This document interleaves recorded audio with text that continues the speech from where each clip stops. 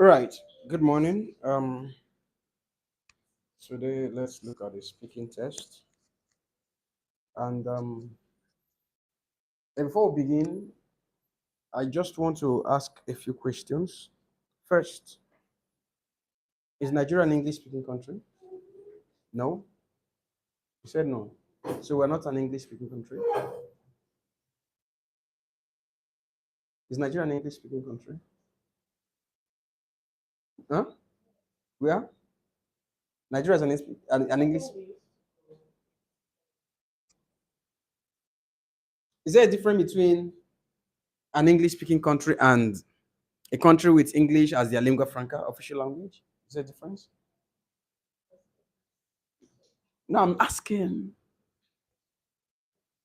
So Nigeria is considered an English speaking country because English is their official language. But we are not English. I don't know if this is clear. Aha. Nigeria is a multilingual nation. And that's being a little bit complicated helped the people to now narrow it down to three major languages, right? The Igbo, the Yoruba, the Hausa. Notwithstanding, there is a unifying language which is considered or adopted as our official language.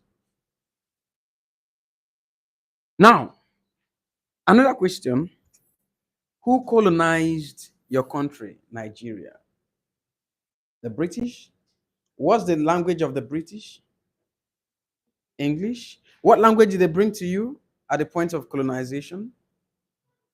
English. In other words, you are expected to be speaking English.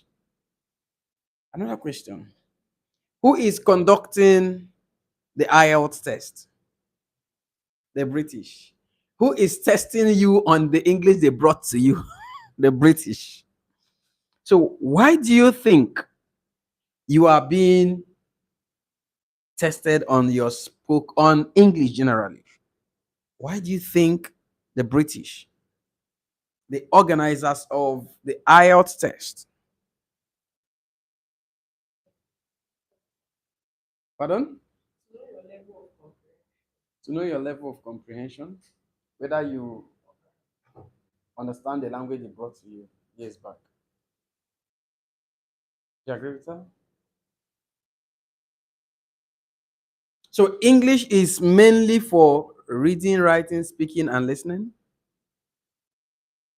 Are there any other areas or factors English is used for?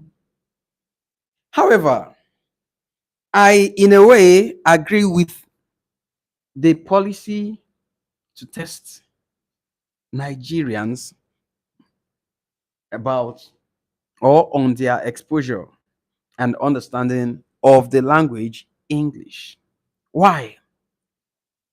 This is simply because, in my opinion, actually, this is simply because the English which the British brought to you is not exactly what you speak now. You think you speak their English? What's it? You speak their English. What kind of English do you speak? Do you know? Nigerian English. And when you are speaking your Nigerian English, there's a lot of complication and confusion inside your English. If I tell you, come and be going, what does that mean? Come and be going. What does it mean? It means to go, right? Come and be going means to go. Is that exactly what they brought to us? Is that the way it's been spoken by the native speakers who brought English to us? Never.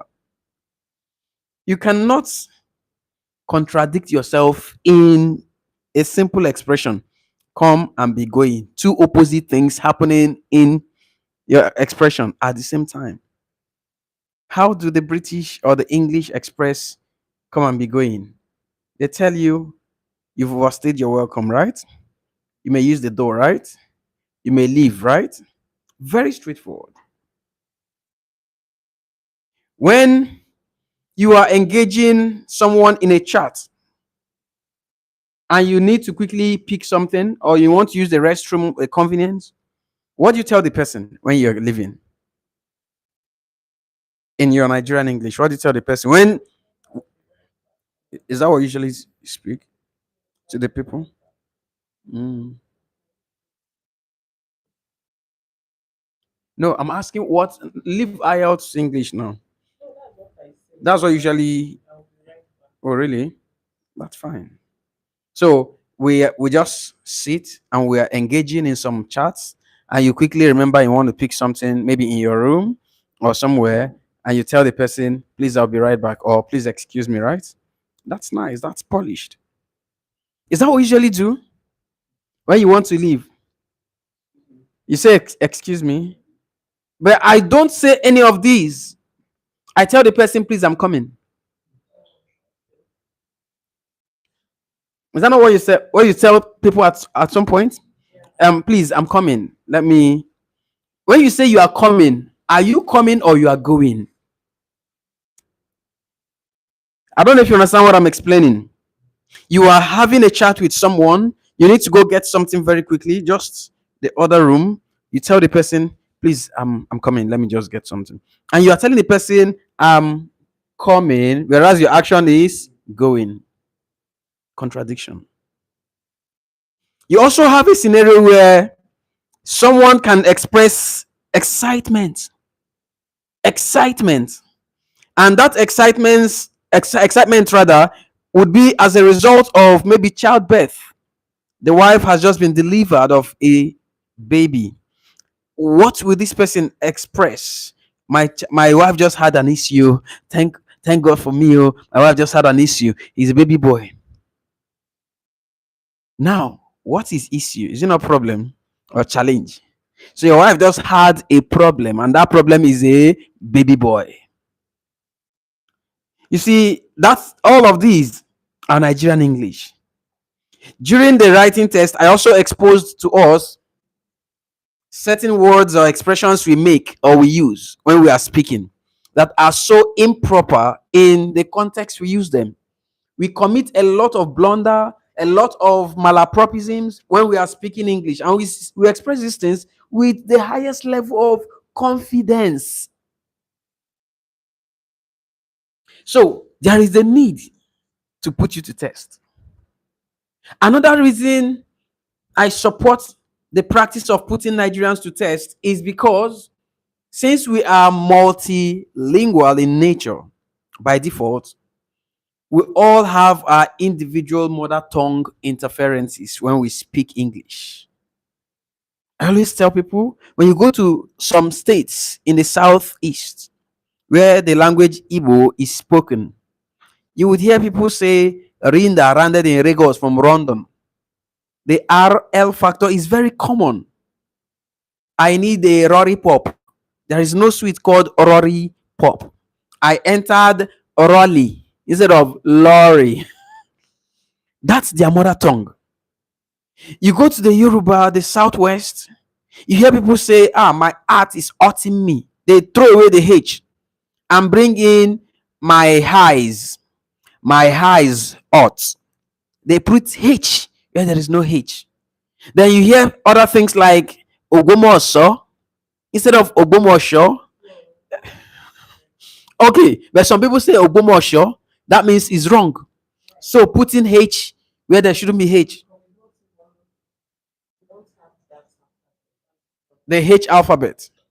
So there is also a part of the Southwest indigenes that will say, I went to church. They convert the CH to SH. They tell you our name is Shidima instead of Chi. So these are factors that are very common when English is being spoken.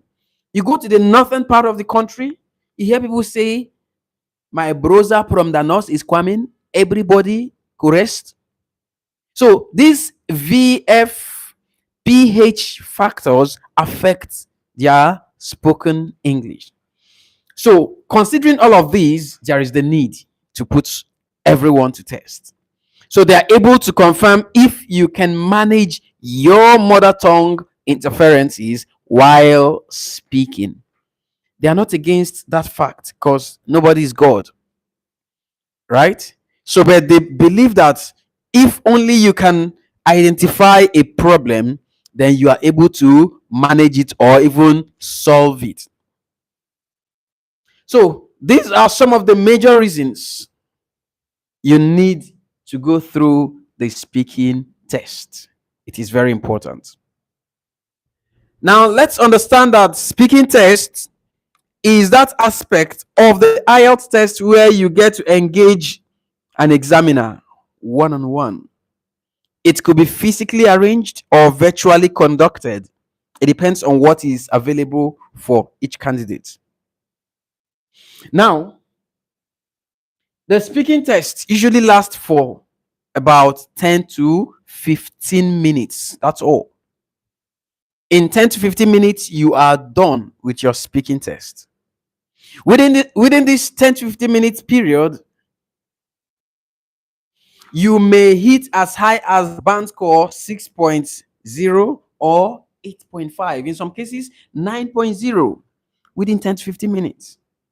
So I encourage people as much as possible, do not take speaking test for granted. However, it is that particular skill or module of the IELTS test that you can scoop in a very high band score.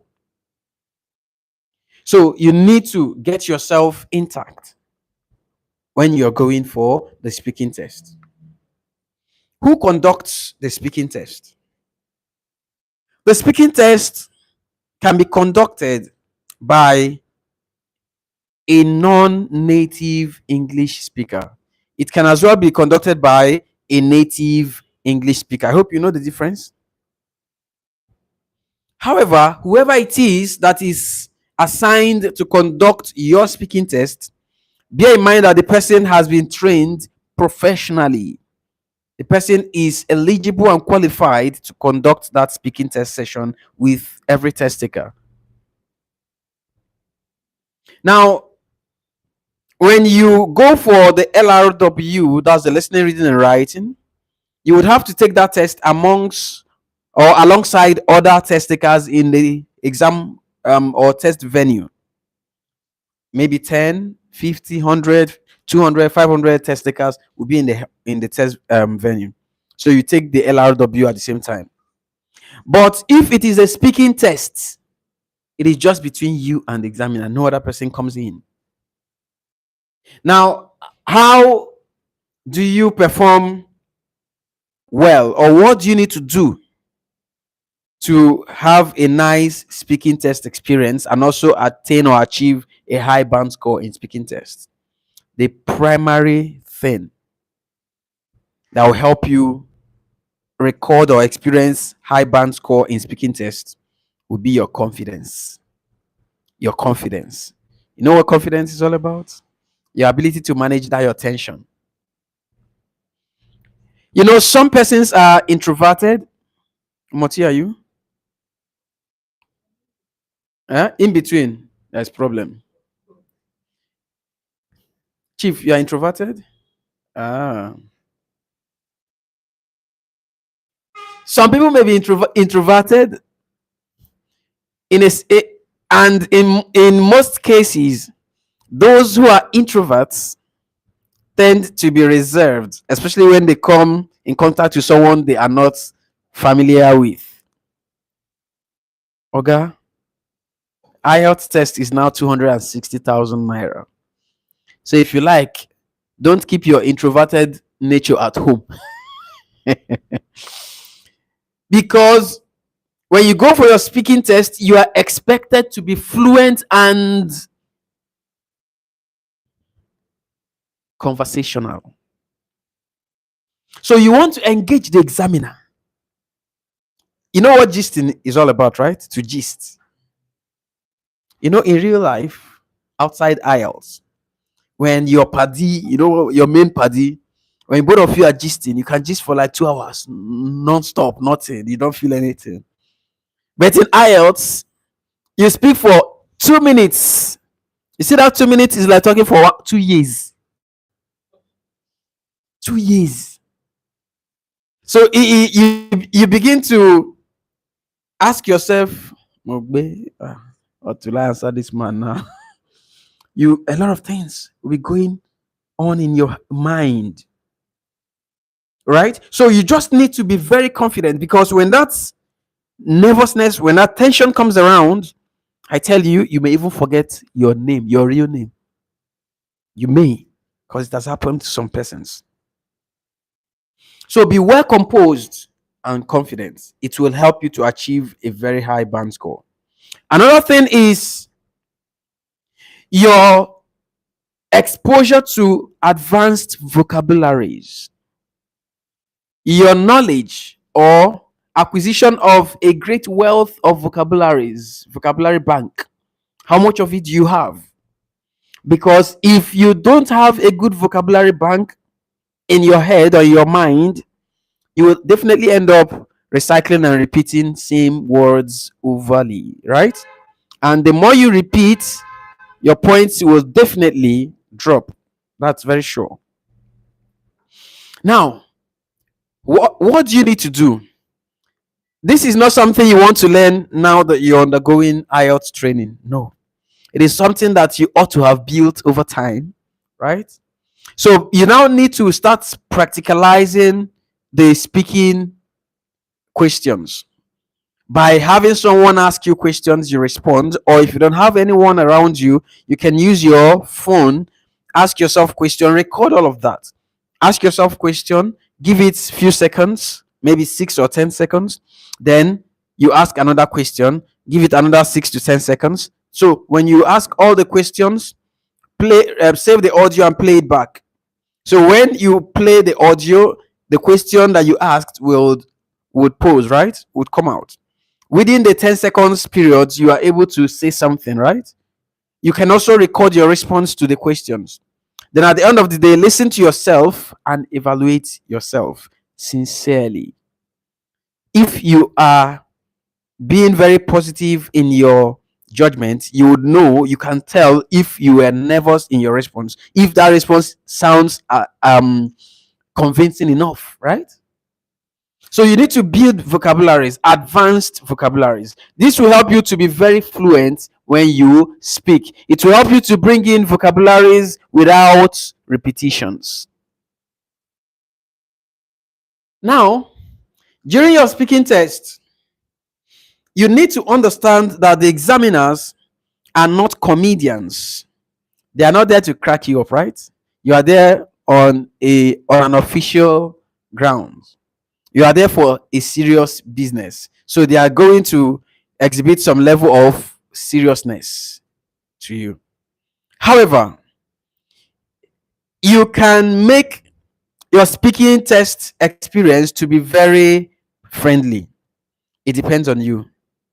So how well you are able to open up, how jovial and intelligent you would be on the day of your speaking test will determine how your speaking test would go. So I tell people, try to break the ice, engage the examiner, be very interactive.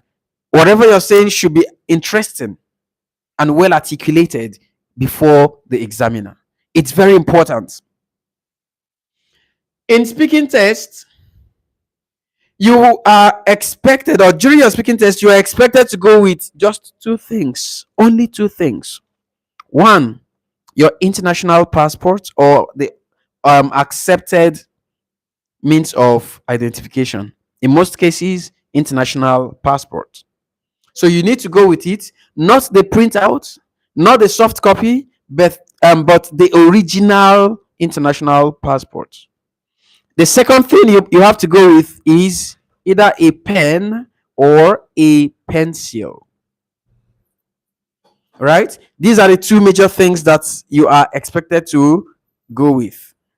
Any other thing you go with will not be allowed into the test room. For instance, your wristwatch, you won't go in with your wristwatch. if you have an extra dress on top of an attire you're putting on that can be on its own, you may have to remove that extra dress. If you have your face cap, your hat on, you may have to remove that. If you have a phone on, you would have to take that off. Not even turning it off, you wouldn't go in with it. So it's better you have this knowledge and information so you prepare yourself ahead of time. Now, in speaking tests, you may have to face an examiner physically, and that examiner may be a non-native speaker of English. It might as well be a native English speaker. You might as well be fixed for a virtual speaking session. Of course, by virtual, I'm referring to more of a video call, more like a video call. You would go in.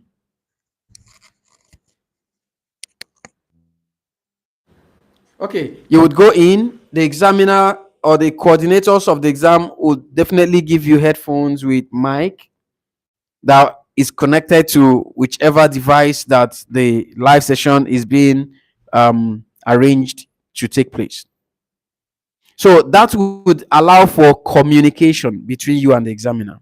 And as you walk in, you would notice that on the screen there's someone already waiting for you live. So that person would definitely speak. So you'd confirm if that headphone with the mic is actually working. But if it is the physical one, you don't need any of such device because you'll be speaking to the person physically. Although there would be a recorder between you and the examiner to capture your conversations. So please prepare your mind. It is not a fashion test, so don't dress to kill. You know what I mean? Just look as simple as possible and you go in. Now, during the speaking test, we have what we regard to as speaking rules.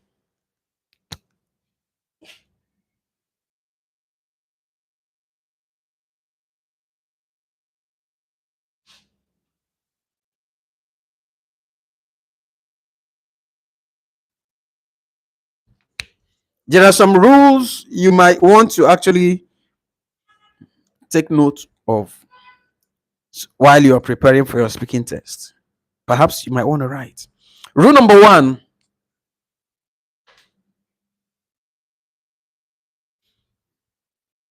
always speak audibly to the examiner.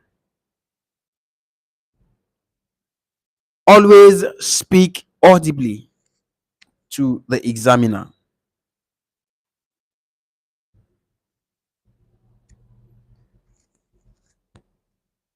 Rule number 2: avoid giving short answers to questions. Avoid giving short answers to questions.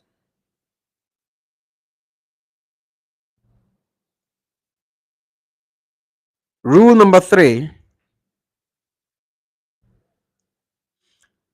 always maintain eye contact with the examiner while speaking.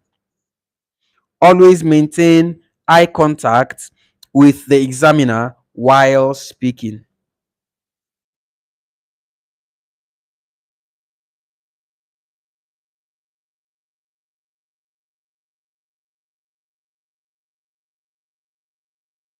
Rule number 4: always articulate your points before responding to questions.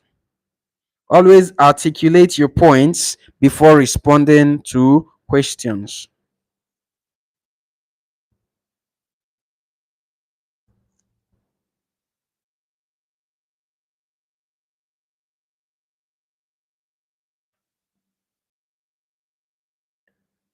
Next rule: never form an accent. Never form an accent while speaking.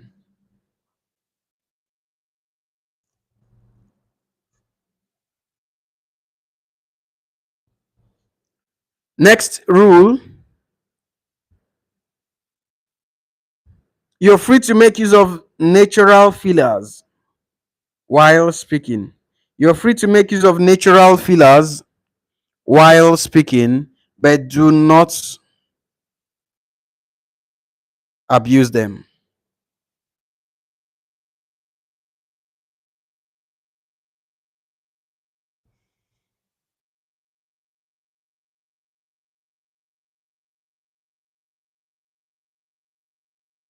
Next rule,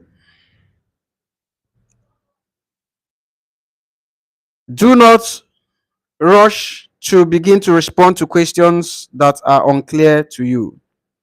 Do not rush to respond or begin to respond to a question or to questions that are unclear to you.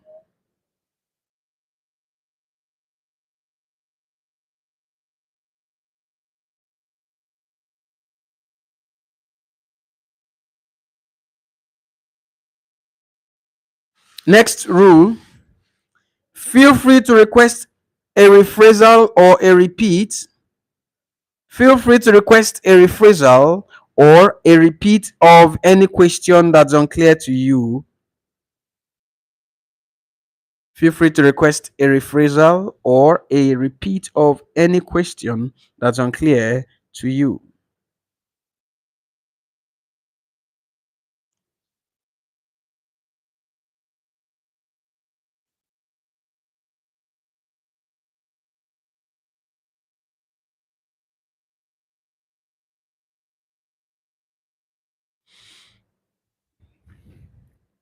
You are free, next rule, you're free to make use of non-verbal communications while speaking.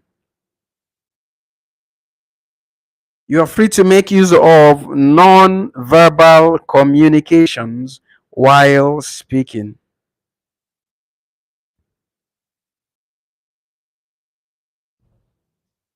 but do not overuse them.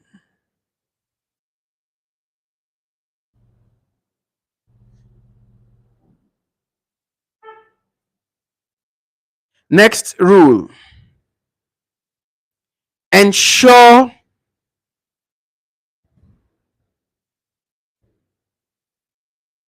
fluency while speaking.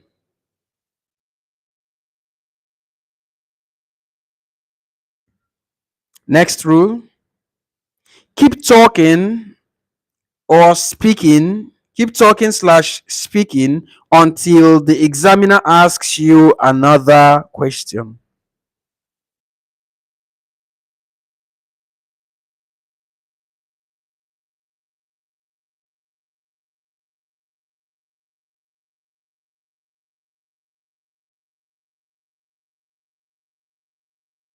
Next rule, the use of voice modulations while speaking.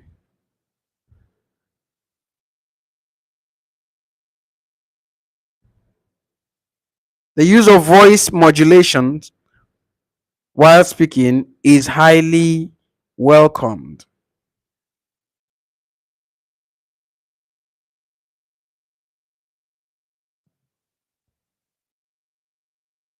In brackets, if you can. Close bracket, full stop. Last rule, ensure to correct yourself when you commit a grammatical error before going to the next point. Ensure to correct yourself when you commit a grammatical error before going to the next point.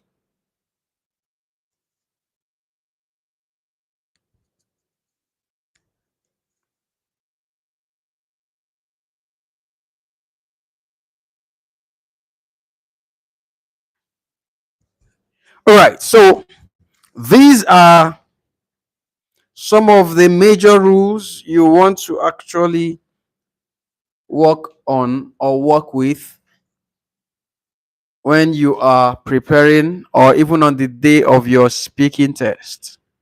They will help you to have better delivery.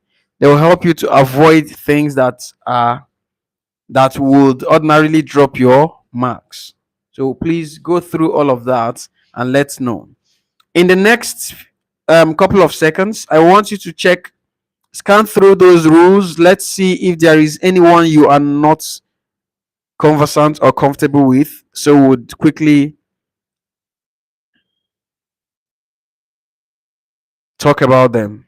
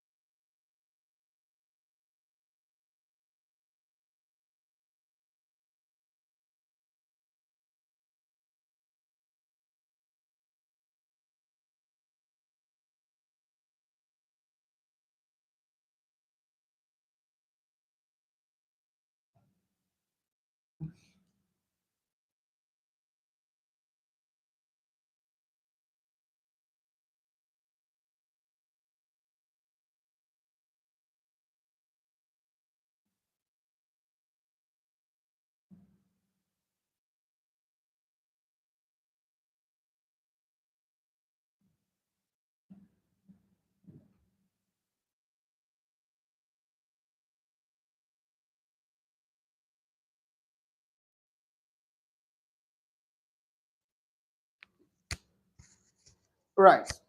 Do you have any of the rules that are not clear to us?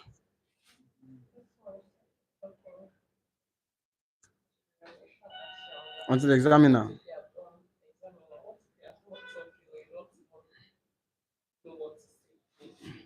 Okay. First and foremost, in IELTS, there is no practically there is no such thing as I have no idea. Next question. Right? So you are expected to respond to every question. Now, some questions are things you are already conversant or familiar with, while some other questions are something you have no idea about. So you just need to be creative and spontaneous. That's the truth. So, and to every question, you are expected to keep the gist going until another question is posed. So, even if you've exhausted what you think or feel to be your point, keep talking. But that doesn't mean you should speak in the bala blue. You must speak in line with the issue. All right? Walk around it. Okay, nonverbal communication.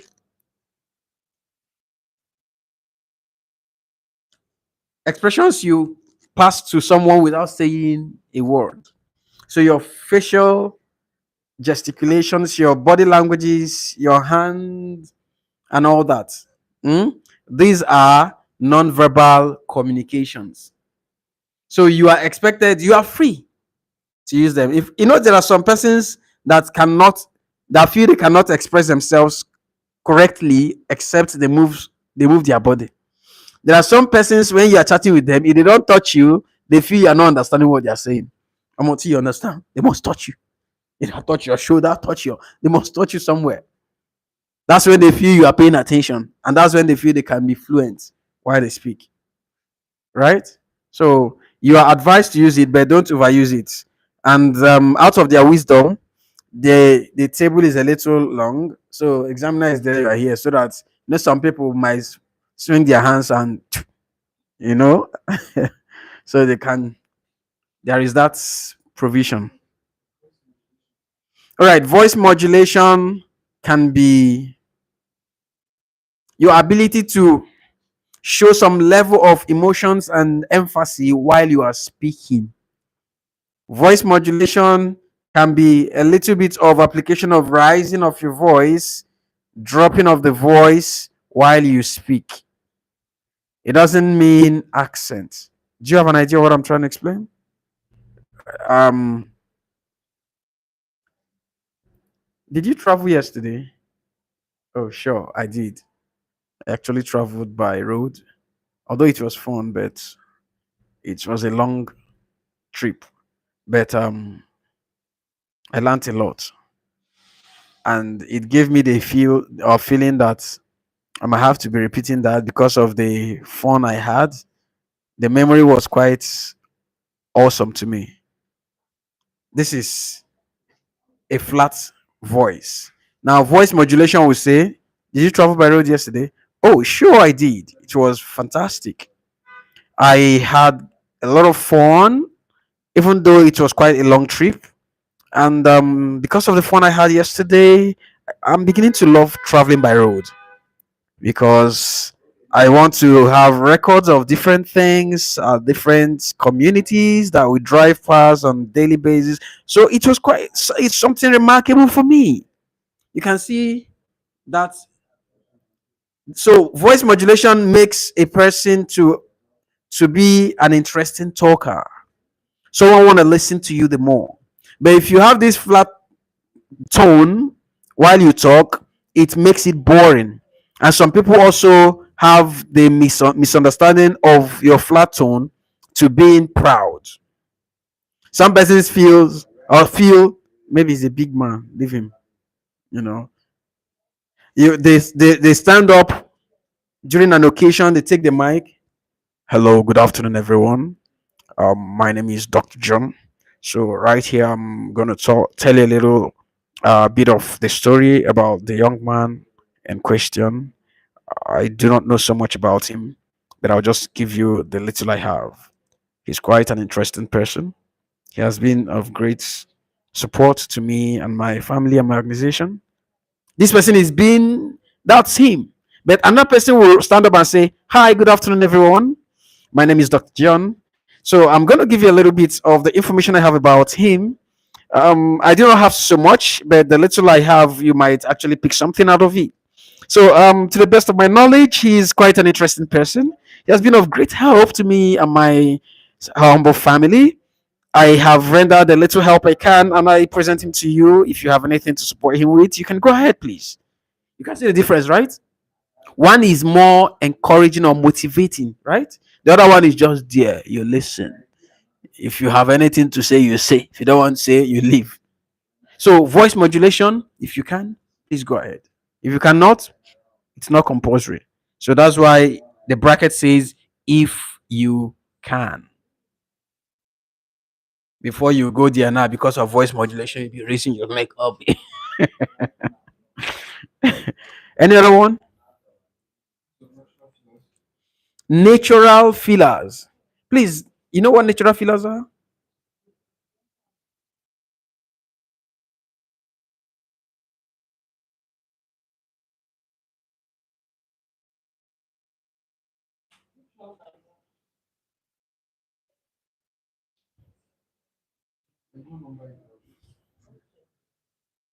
Natural filler should be around number 5 or 6.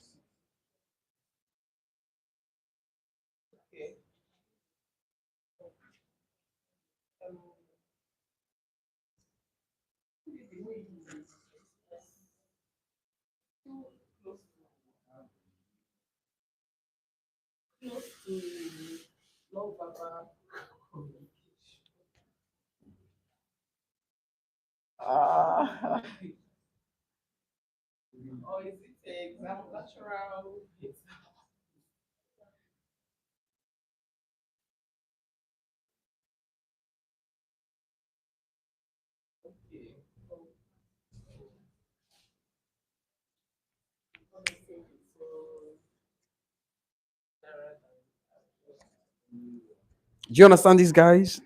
They are called natural fillers. So it says you are free to use them, but do not what? Do not abuse them. Some people will abuse this guy, especially those who feel they are introverted, don't want to speak so much. So they want to buy time using natural fillers. Simple question: what's your name? They are supposed to just express your name. You want to buy time, and you go like, thank you so much for this question. My name is Benedict, aka why is everywhere. So don't abuse them, because when you bring them in intermittently, it's going to affect your fluency. So it's going to be breaking your expressions, right? So, but you can use them. Do we know when we're supposed to use natural fillers? When do we use natural fillers? When you want to, maybe when you want to recall, like remember something you are not sure of, like they ask you a question and you are trying to pick up. I don't know. So when do we use natural fillers? When you want to build. You're very correct. You're also correct. We use natural fillers when we want to remember the right words to use or the right thing to say, right? That's when we use them. In other words, if you know what to say, do you need natural fillers? No. That's why the rule says do not abuse them. Right? Any other one? All right. Thank you so much. Let's move on to the parts of the speaking test.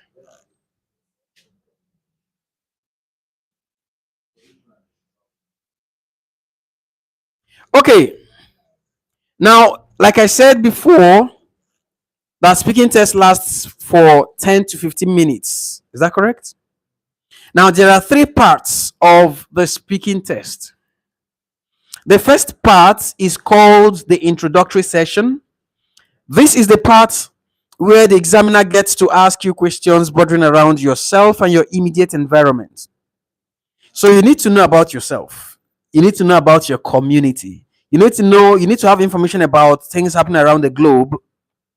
So those of us who are not familiar with our communities, I have had such clients or candidates during the training.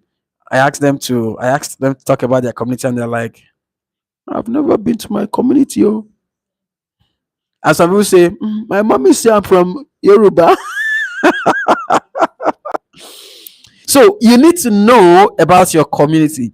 But first, note that IELTS is not so interested about how true what you're saying is. They are not very much interested in that. They are only interested in, they are mainly interested in you responding to questions, being fluent, using the right terminologies or grammar, and also showing a great level of confidence and composure. And at the same time, whatever response you're giving must be in line with the question. So if you are creative enough and spontaneous, you can respond to any question, even the ones that you are not familiar with. It's just your ability to create something and say something. That's what they want to hear. It's called speaking test.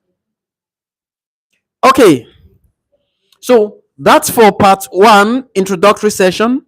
It asks you, or you get to be asked questions bordering around yourself and your immediate environment. Then the part two, I call it the main speaking test. It is the main speaking test because you get to be given a paper called Q card. That Q card is where every whatever question you're meant to describe or talk about can be found. Your part one, examiner engages you. Examiner asks you questions, you respond. It's more of question and answer session. So examiner would ask you, respond. Examiner would ask you, respond. That's how it goes on and on and on. And then the examiner tells you that is the end of your part one. We've come to the end of your part one. Let's now go to part two. But you see, part two, examiner does not engage you. No. The examiner would inform you that, all right, so let's go to your second part. So in this part, here is your paper. It's called Q card. So in this paper lies every question that you need to talk about or respond to. There will be a scenario or situation you are meant to describe. It's usually something that has happened, right? Although there might be some twists, but mainly the descriptions or the narrative or scenario that you're meant to talk about that is written on a cue card is usually about something that has happened. Then under that scenario, there will be 3 or 4 bullet points, and those 3 or 4 bullet points are major things you must speak about while describing that scenario. I don't know if you understand this. There is a situation you are meant to describe, especially on something that has happened. Then there are 3 or 4 bullet points that you are meant to speak on while you are describing that particular scenario on that cue card. Is this clear? So, in describing the 3 or 4 bullet points, you are successfully describing the issue. All right. Now, this cue card, you are expected to speak for at least 2 minutes uninterrupted. Only. Is that not too short? Is it not too short? Very short. 2 minutes. You know how 2 minutes flies now. Before you know it, it's gone. Maybe it depends on the examiner. Sometimes 4, 5 minutes, right? Or less. It depends.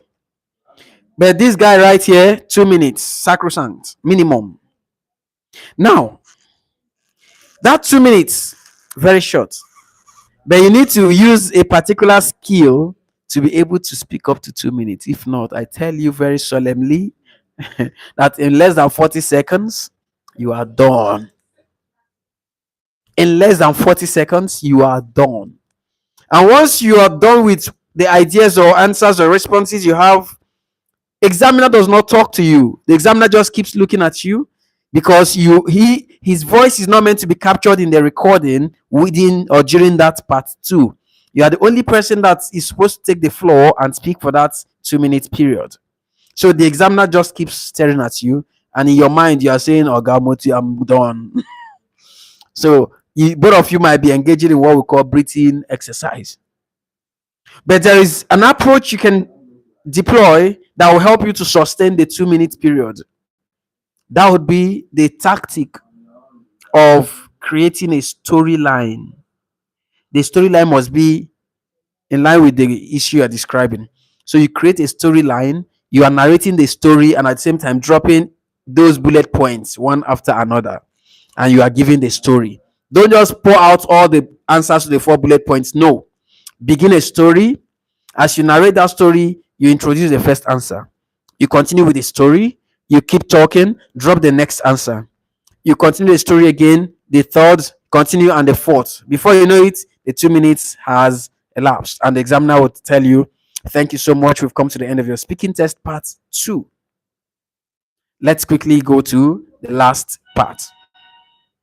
So during the last part, you also have to go through Q&A, questions and answers, with the examiner, right? So you will also be engaged just like in part 1, and you'll be asked a couple of questions, and after that, that's all. So your speaking test is over. Then you go home, right?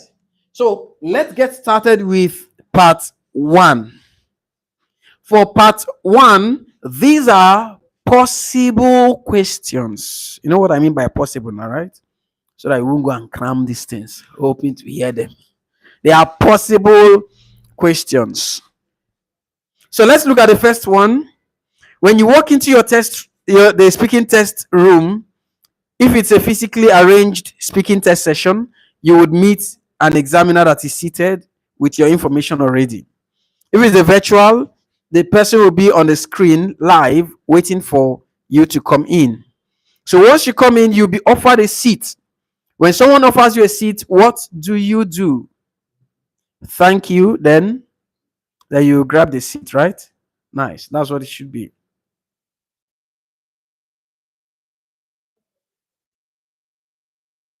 And your seat is there. Your seat is there. Who told you is your seat? All right. Yes, there will always be a seat for the test taker. So, but they will always offer you a seat. But if you're not offered a seat, you are free to ask the person, please, may I? May I? Right? So, definitely you'll be asked to grab the seat. So, once you grab the seat, how do you sit? How do we sit? You sit up and As in, how do you sit up? 90 degrees? no. Aha. You rest your. How do you sit? Don't drag your chair and sit up. Huh? Don't drag the chair. Just Don't drag the chair. It's like you attended a Montessori school. Don't drag the chair. Just gently sit, and sit upright, like she said, 90 degrees. You may cross your leg if you are comfortable doing that. If not, just sit normal. But don't pitch one sided. That would simply indicate some level of tension or nervousness. And once you sit, you are expected to begin to keep eye contact with the examiner. Now, let's look at it this way. Mr. Moti, the upbringing, especially from your region, says don't look at an older person in the eyes. Is that correct? Okay, you are not taught that. Now, when you are talking to an older person or an elderly person, you shouldn't look at the person in the eyes. You've not heard that?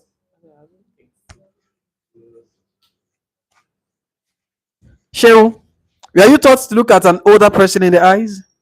Ha. So how do you? So you just look at your grandma. No, when you're no, the only thing I know they say don't interrupt. When they are talking. So how were you brought up? Were you told to look at an older person or elderly people in the eyes when you're talking to them, when they are talking to you?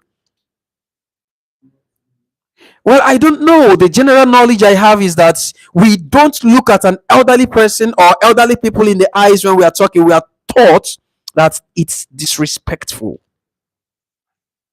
Although the current generation of breeds are actually going against that, because at schools they are taught what we call public speaking. So they are told to be more confident and keep eye contact with everybody, whoever you are. But then Africans, our upbringing has always been don't just stare into the eyes of elderly people when they are talking to you or when you are talking to them. We are taught that that's disrespectful. And this is contrary to IELTS belief. The native English speakers believe that through your eyes, they can tell if you are serious about whatever you're saying. They can tell if you are nervous, if you are tensed, if you're lying, and all that. So you really want to balance where you're coming from and what you're going for, right? So once you grab a seat, begin to maintain eye contact with the examiner. But the rule does not say station your eyes at the examiner for the whole 10 to 15 minutes. There's no such policy, there's no such rule. However, you are free as a test taker to look rightward, leftward, upward, but don't look downward. That's negative, right? So you are expected to keep eye contact with the examiner while speaking. Do we understand this? Right. Now let's look at your part one. In part one, after all preambles and formalities have been met, confirmation of your identity, your name by the examiner also introduces him or herself to you. So you might hear something like this. Hi, good morning. My name is Tevez. I'm going to be your IELTS examiner for this day. For today's IELTS speaking test held on the 4th day of October 2024. You can call me Teve. Please, what's your name? It has started. Now, during your essay writing, during your essay writing, I made mention of absolute avoidance of contractions. Can you remember what contractions are? Hmm? Thank you. The practice of merging two independent words together using apostrophe, right? That's in essay writing. Avoid anything contractions. But in speaking tests, in informal letters, the use of contractions show and prove high level of understanding of the language. The use of contractions, contracted expressions, show that you have an in-depth understanding of the language. So please make more use of contractions during your speaking test. For instance, examiner introduces him or herself to you and asks you, what's your name? There are four possible ways you may respond to the question, what's your name? So you can simply start by saying, my name is, okay? Another thing would be, my name's. You can as well say, I am. Then the last option can be, I am. These are templates you can use to respond to the question, what's your name? Right?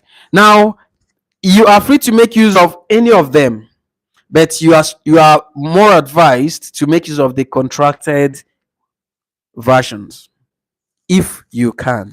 So the first one,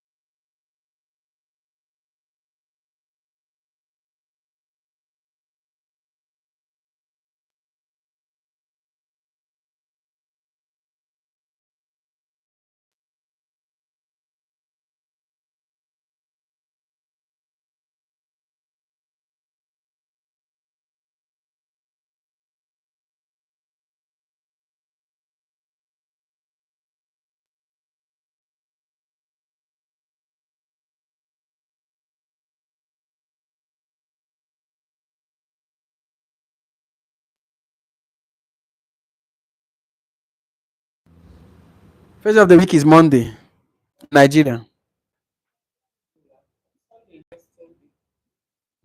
No, no, I'm not asking what you do on Sunday. I'm saying what's the first day of the week?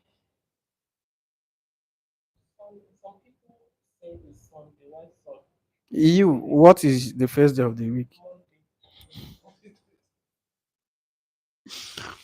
So the first day of the week is Monday, right? Mm. Check your calendar. First day of the week is Sunday. Monday is the first working day of the week, right? So weekends are usually Fridays and Saturdays. Some people have this TGIF, right? Because of weekend. Then Saturday, they wind down. Then Sunday, they begin to prepare for the week, right? So telling or talking about how you spend your weekends, you have to establish how your weekend or when your weekend begins and when it ends. Of course, begins on Friday. So talk about the activities of Friday and activities on Saturdays.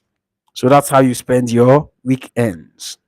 You might also be asked, do you enjoy traveling? The answer is supposed to be yes or no, right? But if you give only yes or only no, you don't have. Hmm? So you have to keep gisting about trips and reasons you enjoy it. All right. You may be asked um, a couple of other questions: your favorite color, your dream car, your dream house, where you love to observe your vacation, maybe your favorite hangout spot, what you feel about IT. You may be asked reasons people wear clothes, why people eat food, the benefits of wristwatch, if you enjoy your job, why is it important to have a competitive business environment? Is it necessary for employers to have good relationship with their employees? What are the importance of having a family tie or importance of spending time with family? How many types of families exist in your community? And the likes. Lots of questions may be asked.